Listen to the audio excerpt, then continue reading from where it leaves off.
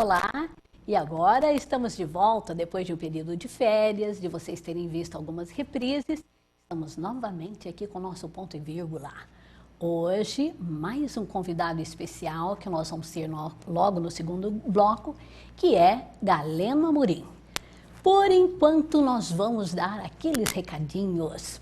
E eu tenho que começar a fazer um agradecimento à Adriana Anelli. Adriana Anelli, que é autora desse livro, olha que livro lindo, gente, Amor Expresso. Eu ganhei esse livro agora no Natal e tenho que agradecer a você, viu, Anelli, porque eu amei. Esse livro dela é todinho de mini contos. E por que tem esse amor expresso? Todo mini conto dela, ela coloca o cafezinho no meio. Eu achei muito interessante isso, viu?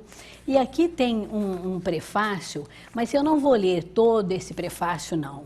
Eu vou ler só um pouquinho de quem? Dela. Quem é Adriana Anelli? É escritora, dramaturga do grupo Baila Comigo. É membro correspondente da UBE do Rio de Janeiro e do coletivo Marianas. Idealizadora do projeto Tempestade Urbana, comunidade que reúne artistas e trabalhos de várias partes do mundo. Ao lado de Cris Herman, é editora da página literária Boca Apenas. Formada em Direito pela USP e pós-graduada em Direito de Família e Mediação de Conflitos Familiares. Olha, Nelly, você não é brincadeira não, viu, menina? Se eu te contar como é que eu recebi esse livro aqui, chegou, caiu lá em cima do muro, você acredita? Isso é que chamar livro em cima do muro, hein? E eu não vi. Aí, de repente, um dia passo lá, o que é aquilo em cima do muro? Olha lá, aquele envelope, era o livro, era o seu livro, eu achei o máximo. Então, eu sei que você nunca está em cima do muro. O que você tiver que falar, você fala. Como você escreveu aqui, essas coisas lindas. E eu quero deixar o convite para você vir aqui no nosso próximo sarau, que nós vamos comemorar 3 anos da revista Ponto e Vírgula, dia 20 de fevereiro, no Hotel Nacional. Eu gostaria de ter você aqui, a Cris, para a gente falar desse projeto de vocês também, tá? Parabéns, eu já vou selecionar aqui alguns mini contos para a gente falar num próximo programa, tá? Porque hoje fica para a apresentação desse livro seu aqui, que eu achei diferente de todos, lindo e com esses mini contos que eu vou te contar, viu? Eu amei, tá? Muito obrigada. Hoje nós temos também, aliás, como eu falei, aproveitando já falar do nosso sarau, o sarau de comemoração de 3 anos da revista Ponto e Vírgula, que nós mostramos no programa passado. Essa daqui foi a 24ª revista que nós lançamos no Hotel Nacional dia 12 de dezembro. E agora vem a 25ª, que você nem imagina que linda que está, viu? Aí você me fala, Irene, eu queria ser assinante da revista Ponto e Vírgula, como eu faço? Olha, para você ser assinante da revista Ponto e Vírgula, basta me mandar um e-mail, irene.pontoevírgula@gmail.com. A assinatura da revista, apenas R$50 por ano. E você recebe aí na sua casa, toda embaladinha, toda bonitinha. Essa revista que divulga escritores, poetas, músicos e tudo que está relacionado à educação e à cultura de uma maneira muito gostosa. Você vai amar, tá? Agora, vamos para aquele momento muito especial. E por falar nesse momento muito especial, eu estou voltando com aquela parte de o poeta de ontem, o poeta de hoje, só que agora nós vamos colocar poetas em destaque. Por quê? Algumas pessoas me falaram, Irene, eu tinha tanta saudade daqueles poetas que você colocava, os poetas de ontem, e você tirou, e eu já havia falado em um programa anterior, que nós colocamos o poeta de hoje só para divulgar mais os poetas de agora, falar da biografia deles, mas, atendendo a muitos pedidos, nós voltamos com poetas em destaque e destacando sempre um que vive e um que já viveu, mas que continua vivo para sempre através da sua obra. Agora, aqui, poetas em destaque. Começar com um poema lindo, que é A Natureza Me Ensinou, de Maria Auxiliadora Nogueira Zeotti.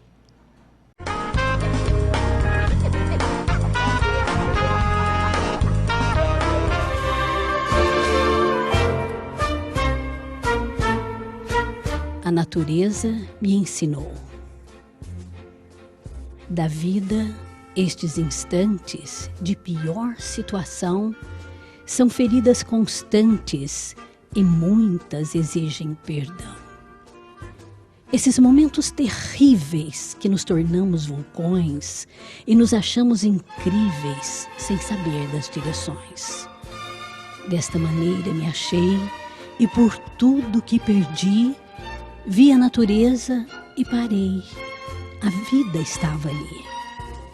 Embora o tempo ou o vento, embora a chuva ou o calor, a vida seguia contento, indiferente à dor.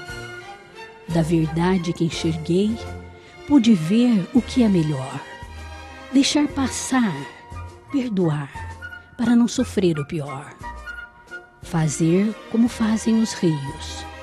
Passar, passar e rolar.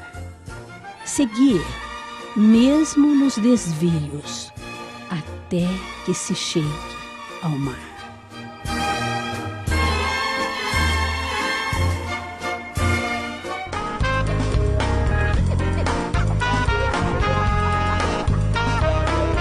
Parabéns, Maria Auxiliadora Zeotti. A Auxiliadora é autora desse livro, Emoções no Tempo e no Espaço. E ela fará o lançamento desse livro, ainda não foi lançado, viu, gente? O lançamento desse livro será dia 20 de fevereiro, também nesse sarau, quando nós vamos fazer a comemoração também dos 3 anos da revista, como eu falei para vocês, né? A Maria Auxiliadora é uma pessoa muito especial, muito sensível. E nós vamos fazer uma matéria que você nem imagina, você não pode perder esse sarau, viu? Maria Auxiliadora, como eu estava dizendo, é uma pessoa muito especial. É professora aposentada que completou 2 anos no curso de letras, mas que teve que parar porque a prioridade dela foi a família. Ela participou de várias antologias, publicou poesias nos jornais aqui de Ribeirão Preto, a Cidade, o Diário, e ela foi classificada em alguns concursos e, de repente, olha o que ela me falou que me deixou muito feliz, que, estimulada pelo ponto e vírgula, por tudo que nós mostramos aqui, ela teve vontade de escrever o livro. Escreveu, editou, está aqui. E vai fazer o lançamento no dia do nosso sarau. Parabéns, Auxiliadora. E muito obrigada por escolher o nosso ponto e vírgula e pela sua audiência. Vamos agora para o nosso outro poeta em destaque, que é Flor Bela Espanca, com o poema Vulcões.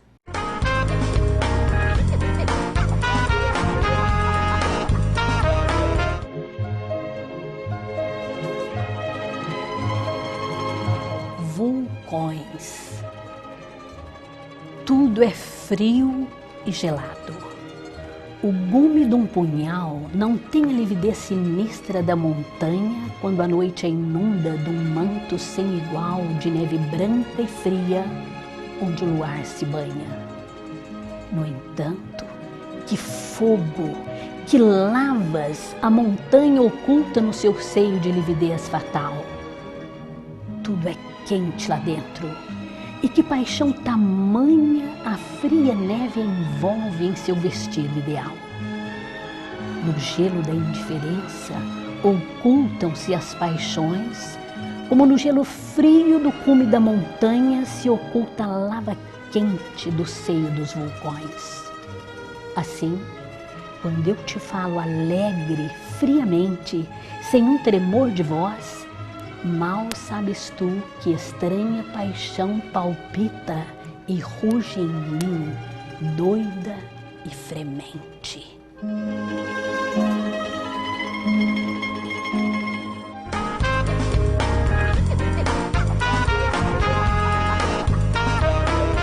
Flor Flor Bela Espanca. Quem não conhece, hein? Essa escritora, essa poetisa aí, inflamável, né? E esse poema está aqui no livro, ó, Poesia de Flor Bela Espanca. Ela, cujo nome era Flor Bela Dalma da Conceição Lobo Espanca, nasceu em Viçosa, em 1894. Seus primeiros versos são da época em que fez o curso secundário em Évora, e que somente viriam a ser reunidos em volume depois de sua morte. Fica aí uma dica para você conhecer mais a obra dessa incrível poetisa também. E agora, vamos para uma rápida pausa e logo a seguir um bate-papo com ele, Galeno Amorim, aqui no Ponto e Vírgula.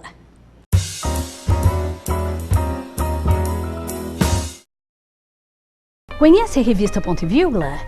Não? Precisa conhecer.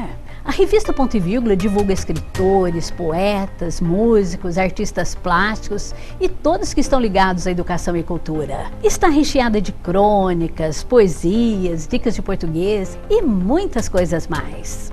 Você pode encontrá-la nas principais bancas de Ribeirão. Gostaria de anunciar em nossa revista? Ligue para nós!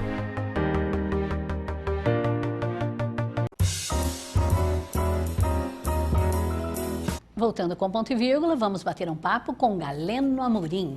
Tudo bem, Galeno? Tudo ótimo, é um grande prazer estar aqui com você. Galeno, eu quero fazer uma perguntinha para você. A gente já sabe quem foi Galeno Amorim, o que é que ele fez até hoje, o que é que ele fez. Agora, hoje, quem é Galeno Amorim e o que vem aí pela frente com Galeno Amorim?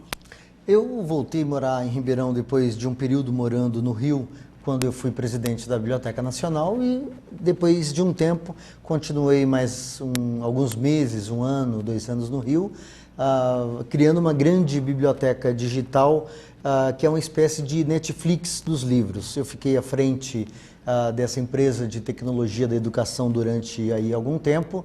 Terminado o período combinado, voltei a morar em Ribeirão, um projeto pessoal, um projeto familiar, e aproveitei que estava retornando para a minha cidade, ao mesmo tempo em que eu estou dirigindo o Observatório do Livro da Leitura. Esse observatório tem quase 10 anos, faz vários estudos e pesquisas importantes no Brasil e na América Latina. Eu aproveitei para retornar ao jornalismo, coisa que eu estou afastado há mais de 20 anos.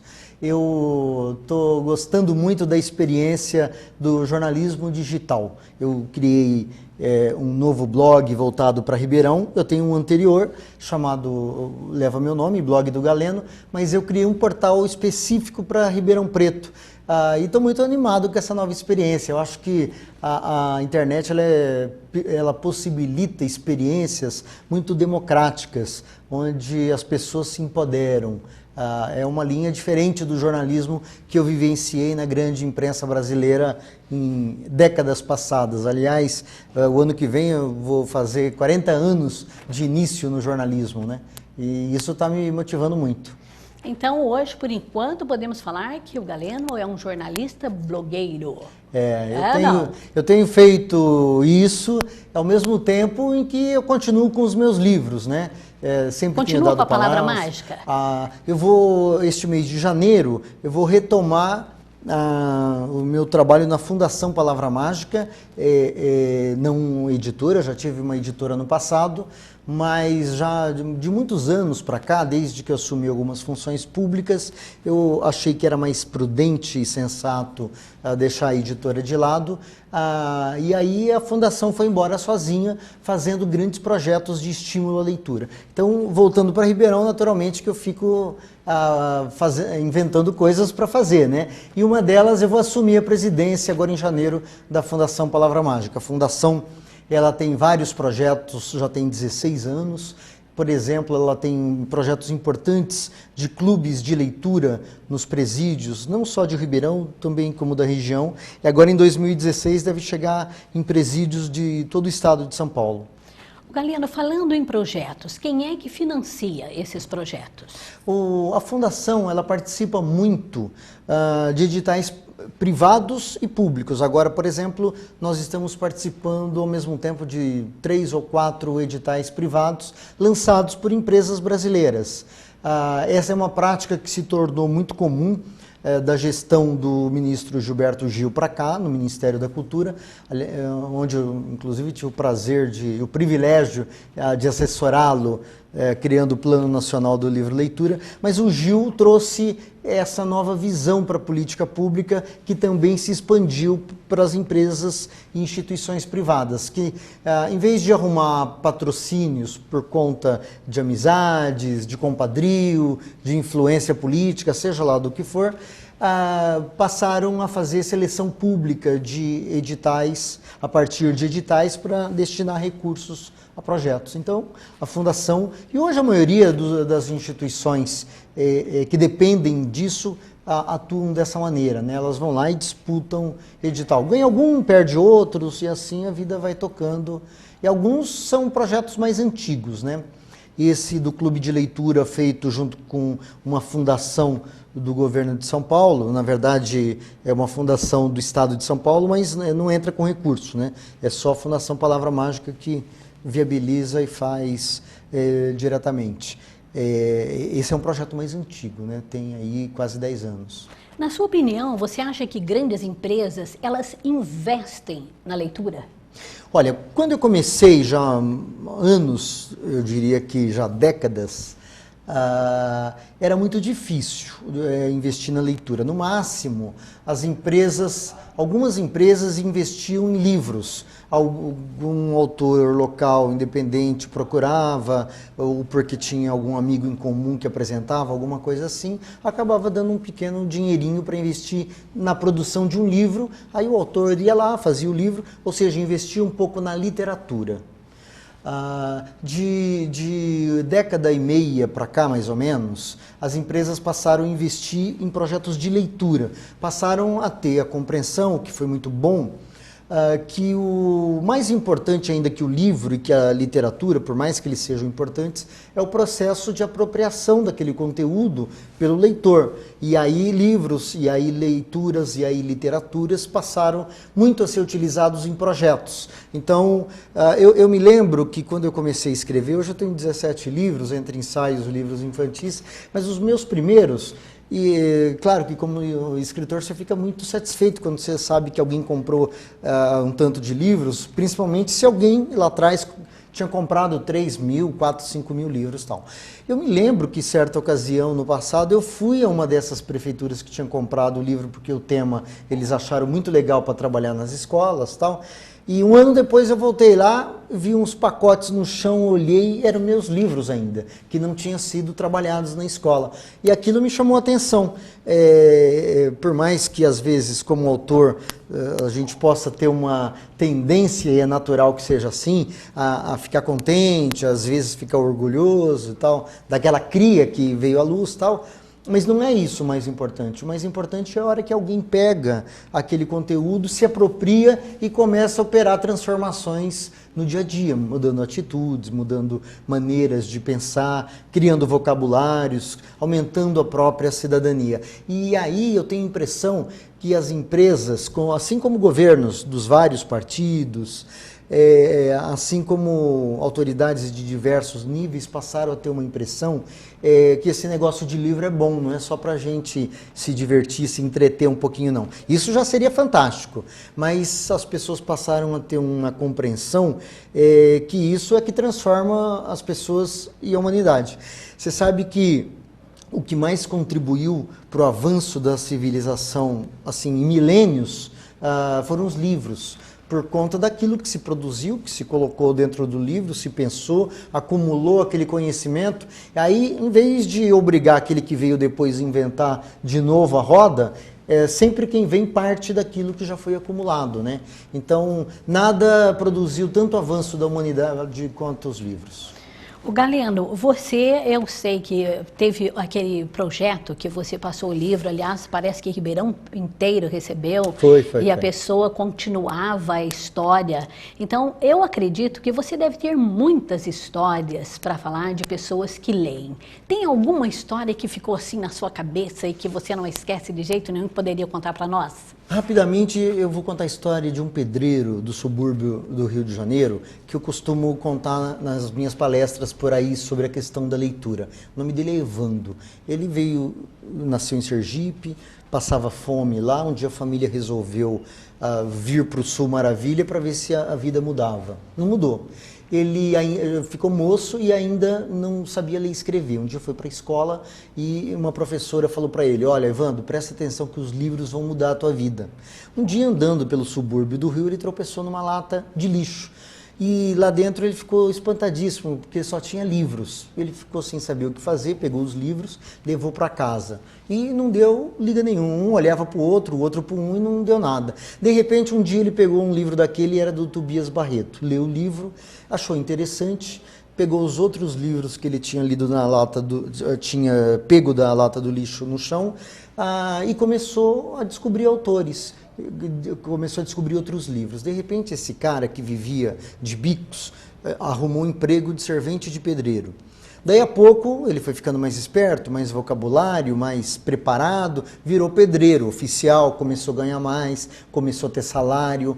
Daí a pouco esse cara que era tímido, não tinha vocabulário, achava que ia ficar solitário para o resto da vida, ele arrumou uma namorada. Aquilo transformou radicalmente a vida dele, trouxe luz, trouxe alegria. Daí a pouco ele passou a ter família. Quando ele olhava para um outro lado, ele tinha descoberto a espiritualidade. Aquilo que eram questões que tiravam o sono dele, como tiram de todas as pessoas do mundo, quem sou, para onde vou, de onde vim, aquelas questões existenciais, filosóficas, lá nos livros ele começou a encontrar resposta. Ele foi ficando uma pessoa mais interessante. Quem contratava para um serviço, ele se tornou pedreiro, falou: pô, esse cara é interessante, ele sabe de política, de economia, de internacional, de qualquer assunto. Começou falar o nome dele para outras pessoas. Esse cara se realizou enquanto pessoa. Hoje em dia ele tem uma biblioteca no Rio de Janeiro, no subúrbio, atende pessoas qualquer hora do dia ou da noite, é só bater palma na casa dele. O Niemeyer, pouco antes de morrer, nosso grande arquiteto, soube da história dele, desenhou uma biblioteca lindíssima, comunitária para ele, e ele, com aqueles 4, 5 livros que ele achou na lata do lixo, ele foi recolhendo um aqui e outro lá e criou uma biblioteca super bacana que depois o BNDES ajudou ele a construir. Aí o que ele faz?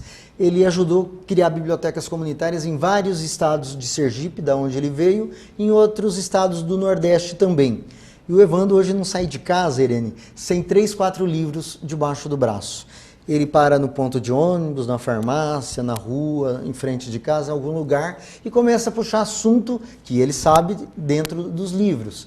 E aí, se o interlocutor dele gosta daquela prosa, leva adiante, se interessa, ele pega o livro debaixo do braço e fala: olha, isso aqui que você gostou está dentro desse livro, toma e lê que é teu.